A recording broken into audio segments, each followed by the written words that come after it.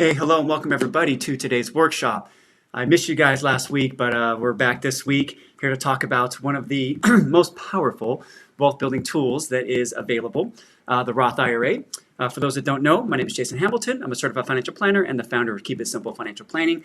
And we do these workshops every Sunday. I try to get it at 2 o'clock. Had some things to do this morning, but around 2 o'clock every Sunday Pacific time and 5 o'clock Eastern time to help you take one step forward, get one step better, and get one more piece of knowledge at least every single week towards your long-term wealth planning and your retirement goals. So let me welcome you today. If you've never been here before, then hopefully you come back. You know, we'd love to have you show up each week so we continue building on your knowledge. And then keep in mind, there's a library of knowledge. I've probably done these every week now for just over the last year and a half. So it's probably 60 to 80 videos, hours and hours of video if you search through the page of the group here. And there's all kinds of stuff to help you get better at what you do every single day. So I should say, not what you do every single day, but what you do with your long-term wealth planning. So again, welcome. And today we're going to talk, oh, someone said they can't hear me. Let's take a look. Let me see what's going on here. Okay, looks like I should have a microphone working. Can you guys can't hear me, huh? Let me see what is going on here. So no sound, huh? No sound?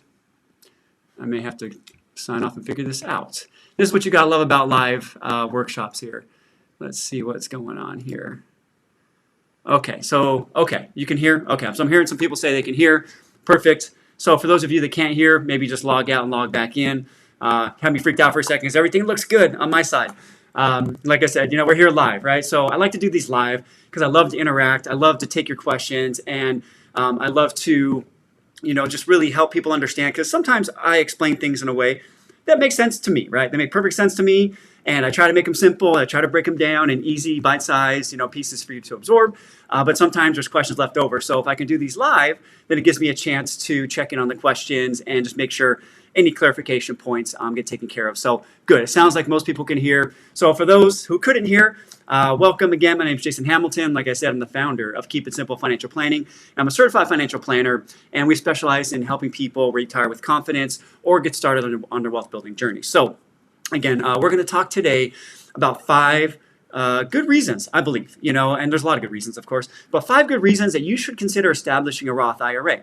I'm seeing more and more people that maybe have just a little bit of money in a Roth IRA, or maybe don't have any money in a Roth IRA. And when you're getting ready to go into retirement, there are things we can do. We can open one then, and we can do get some money in there. But the earlier, the better, right? For those of you that don't know, a Roth IRA is similar to a traditional IRA or even your 401k, to where it's a retirement account that inside of this account, you can hold different types of investments. Essentially, you can hold almost any type of investment, but most people hold some sort of stocks, bonds, mutual funds, index funds, something like that inside of this. And the Roth IRA acts like a wrapper, right? So it kind of goes around and kind of keeps your investments. If your investments are in here, here's your Roth IRA, and it allows your investments to grow forever tax-free. So that's the beautiful thing about a Roth IRA, is that you put in money in after-tax dollars, but then as that money, you know, is in your investments, and those investments hopefully grow over time, they grow forever, and you will never have to pay tax on those investments ever again currently. I've heard of some scary things where they're trying to tax Roth IRAs, but I don't think that's going to go through, because I think people would be, and it would just be chaos for Congress to try to pass that. So that's one of the big benefits, is the tax-free growth of Roth IRAs. So we're going to talk about 5 good reasons to open one up. And maybe there's something here you haven't thought about before or haven't heard of before. So hopefully that is the case. But let me pull up here my slides, and we can go over this together. Okay, so like I said, we're going to talk today about 5 good reasons when establishing a Roth IRA makes sense. Okay, as always, before we jump in, I have to let you know this is for educational and entertainment purposes. Please don't take anything I say here as financial, tax, or legal advice. Always partner with your financial advisor. Reach out to us. Obviously, we can help you if you need some help. So let's just jump right in. So like I said, the Roth IRA may be one of the best accounts that you can use for retirement investing and other goals. By the way, there's some other goals here that we can use a Roth IRA for that could be really beneficial. But like I said, the Roth IRA is an account that when you put your money into it, and by the way, you can start with as little as $100, okay, from what I've seen. Most places want $1,000. You know, most of the companies that hold these want 1,000, but you can start with as little as 100. And you put your money in there. Then you select whatever investments that you may want to select, and that money will then grow from now all the way until the end of your life, essentially tax-free. And now, if you haven't heard, this year we have something called the Secure Act, which has passed as of 2020, which means that all IRA accounts, so that's Roth IRAs and traditional IRAs, they will need to be liquidated within 10 years after death, okay?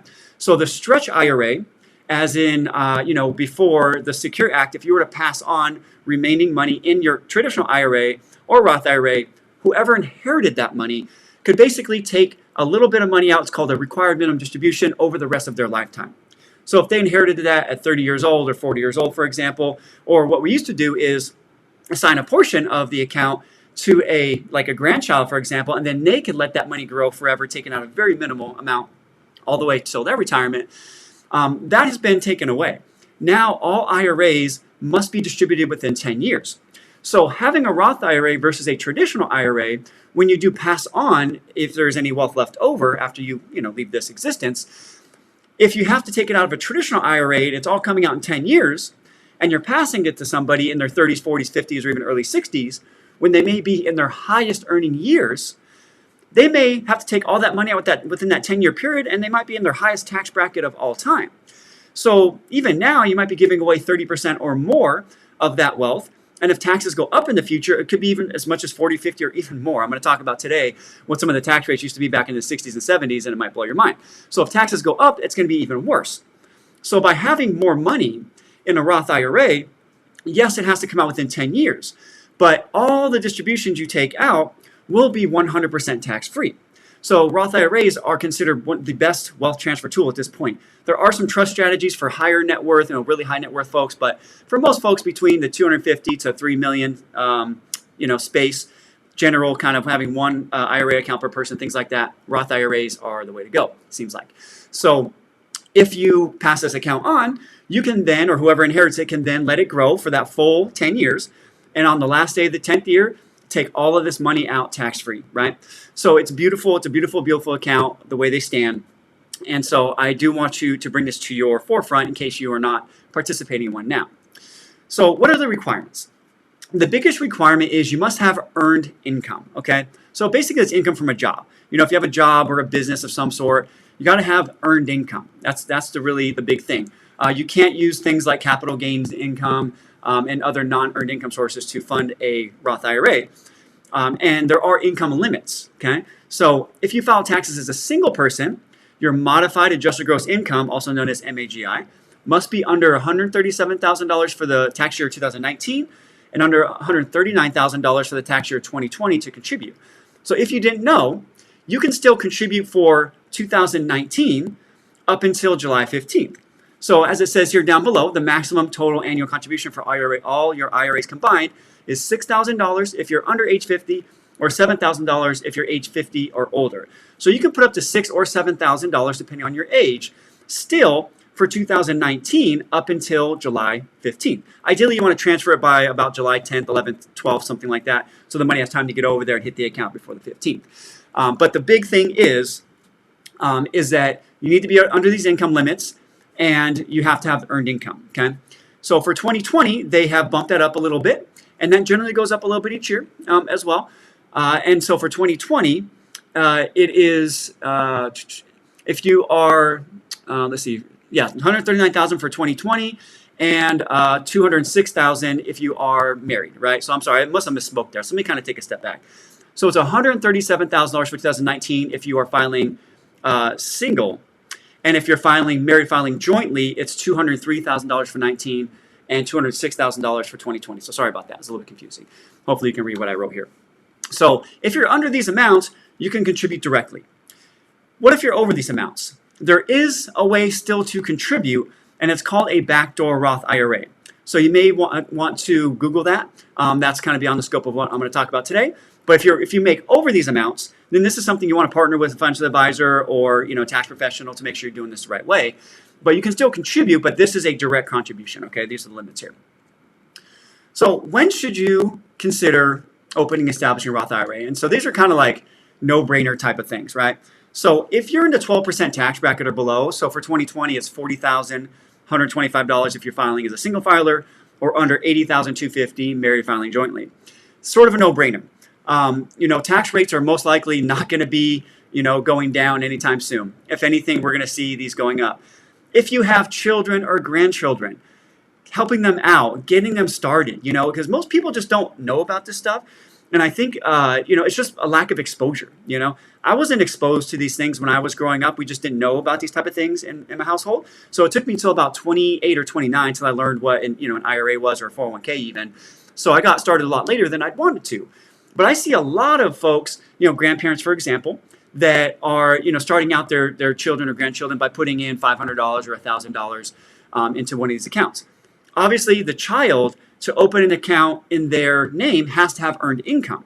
But if they work a part-time job during the summer, that counts. If you have a small business, you can give them a job of some sort and pay them, whatever that wage is, average wage for that particular position is supposed to be.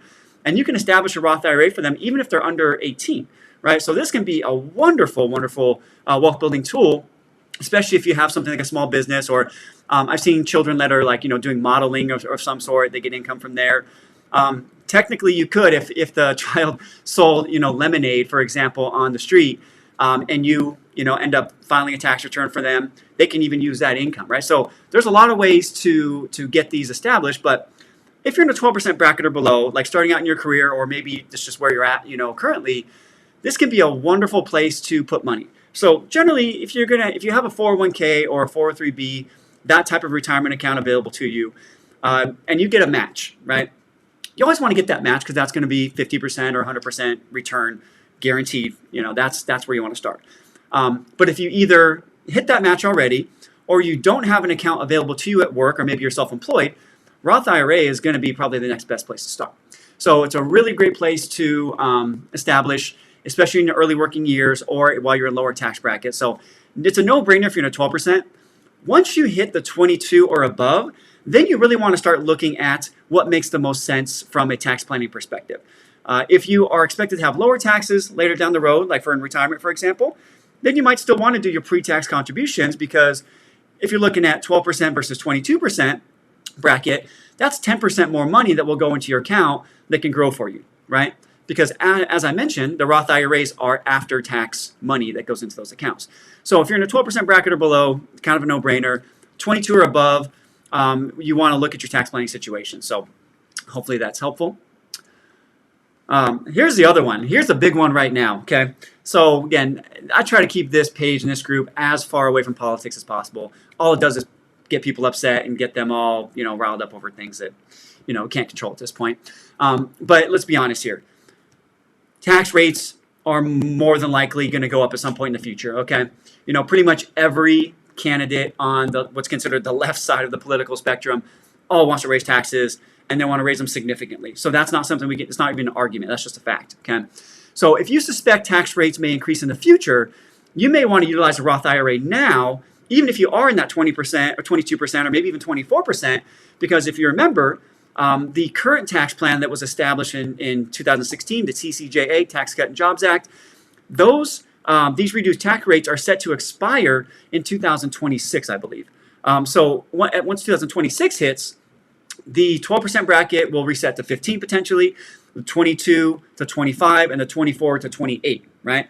So even if you are, in the 22% now, and you may still want to take advantage of this, because if you go to 25 later, it's still going to be a better deal for you to do this today. So what I want you to realize as well, though, is U.S. tax rates for middle and upper earners now are very low. Okay, if you look back at the 60s and 70s here, in 1960, as I mentioned here in the kind of second bullet point, the top tax rate for income over $200,000 single and over $400,000 married was 91%. Okay.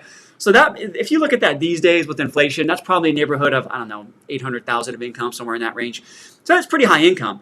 But still, 91%, there's a lot of people these days earning that sort of income because the internet has just made, having a worldwide business or a global business very easy. And so there's so many companies that are earning billions and billions of dollars.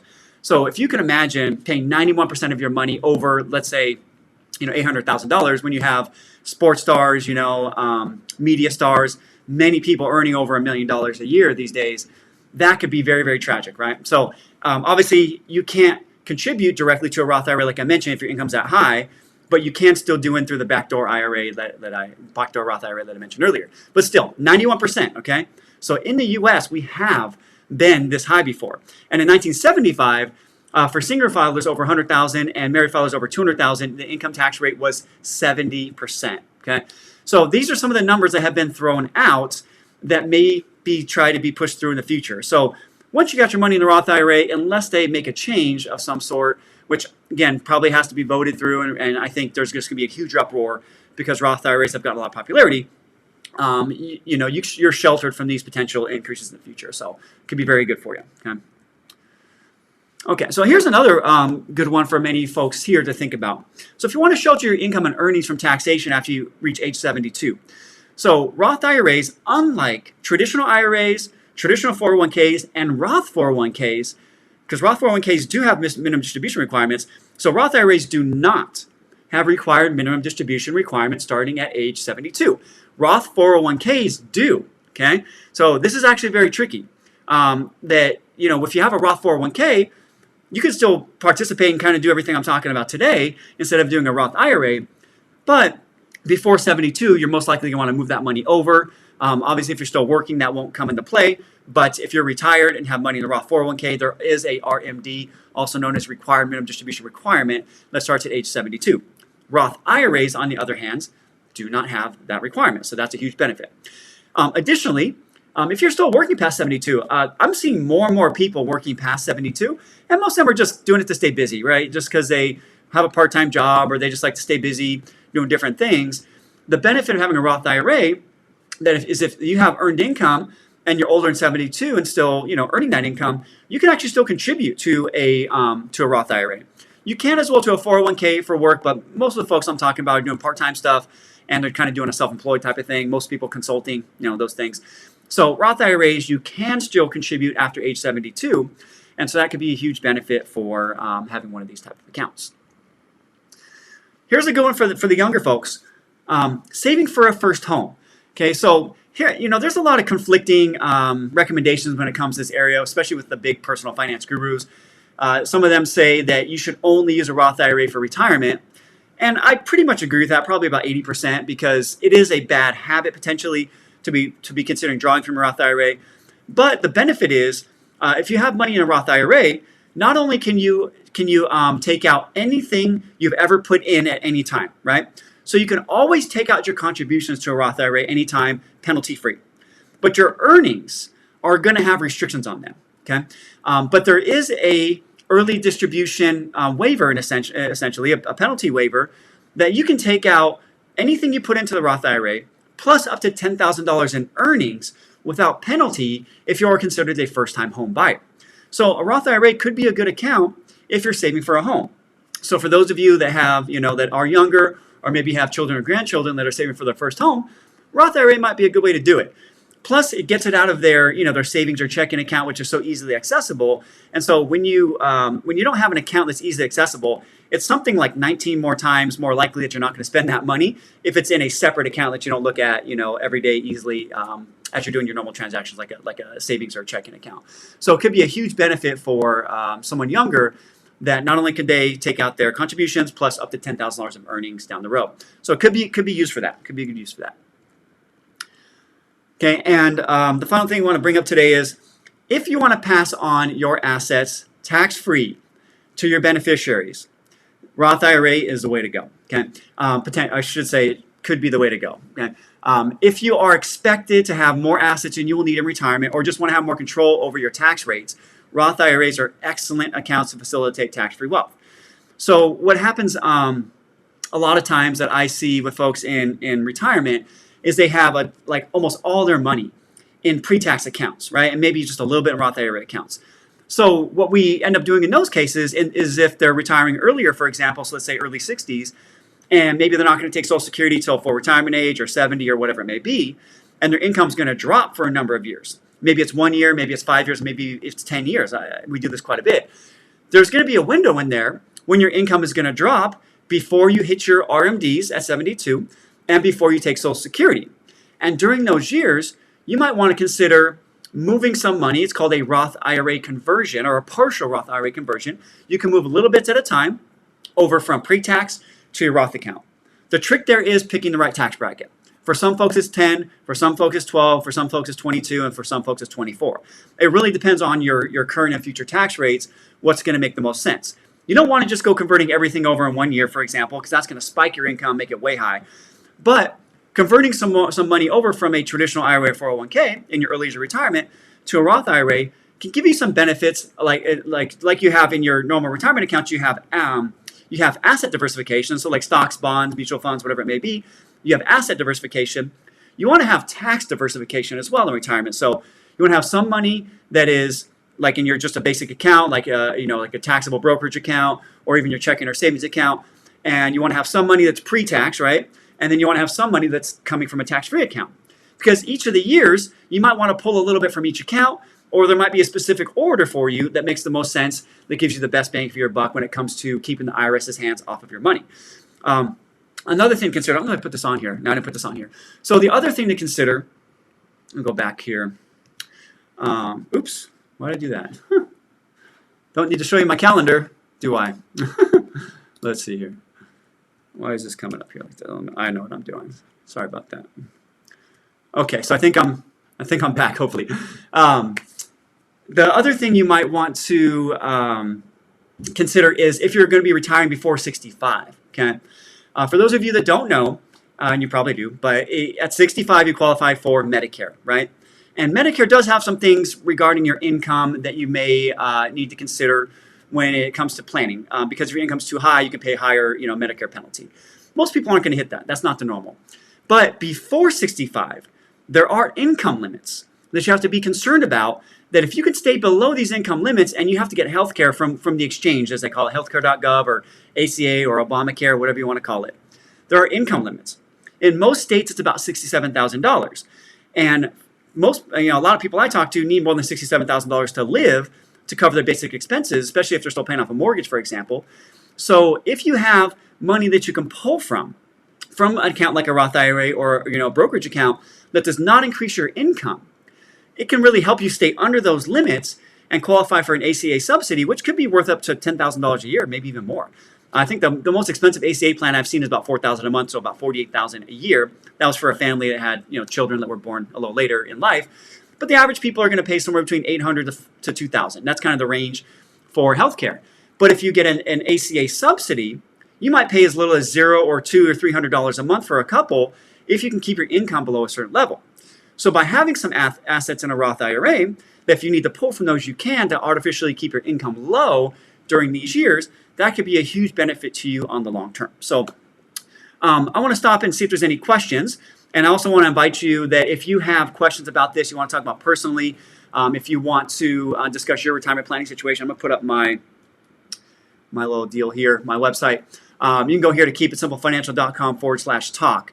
And there you'll find my calendar. And I offer complimentary 45-minute retirement strategy consultations where we can talk about your retirement, figure out what are the things you need to do, where you're currently at, where do you want to go, see what those things that you need to do to get there. And if it looks like something you need my help with, then I'll let you know. If it looks like something that's a better resource, I'll let you know that too. But what questions do we have, if any, about this? I am not seeing any, so let me take a look here on my other site. Any questions you have? I'm going to stay on here for just a minute. And if not, we can just wrap it up for today. Yeah, I'm not seeing any other questions, guys. So hopefully this was beneficial to you. Hopefully you can hear me, right? I know some of you can hear me. But Roth IRAs, again, are, like I said, one of the most powerful accounts. If you're still working, have earned income, and you're below the income limits, you can contribute directly.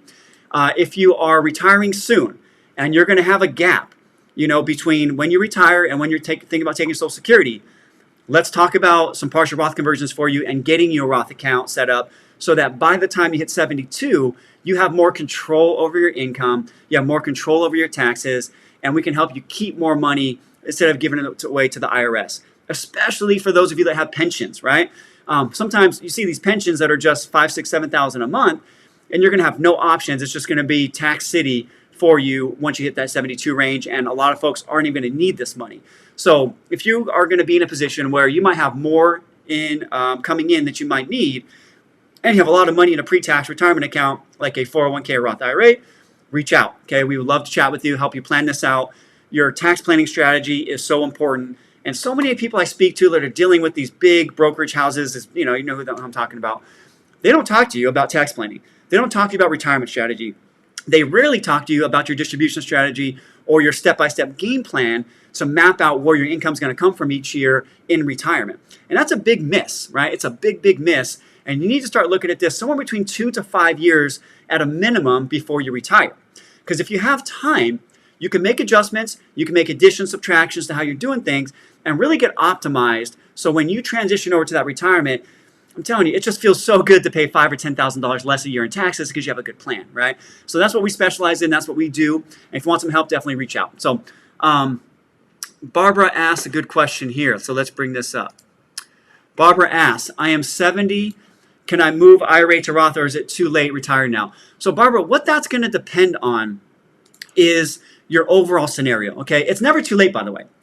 You can convert over, and I have some clients that we're planning to convert all the way into their 80s, just the way their income is. But most likely when you hit 70, the chances of having it make sense go down because you're probably already taking Social Security, you probably have all your pensions. But it could still make sense for your long-term, your legacy planning, right? So as you go to transfer money from yourself to your next generation, it could make a lot of sense for you to get this money over to a Roth IRA today while your income is, the tax rates are lower than after, let's say, 2026, when they potentially could go back up, or maybe even before that, right? That could happen. So, Barbara, I would definitely say, let's look at your situation, let's do an analysis, and let's see what makes the most sense for you personally. So, but great question. So that's all the questions I have for today, folks. Have a great day, a great weekend, and we'll talk to you next week, all right? If you need anything else, leave a comment below, and I'm going to put my link to schedule below if you want to have a chat. Have a great day now. Bye-bye.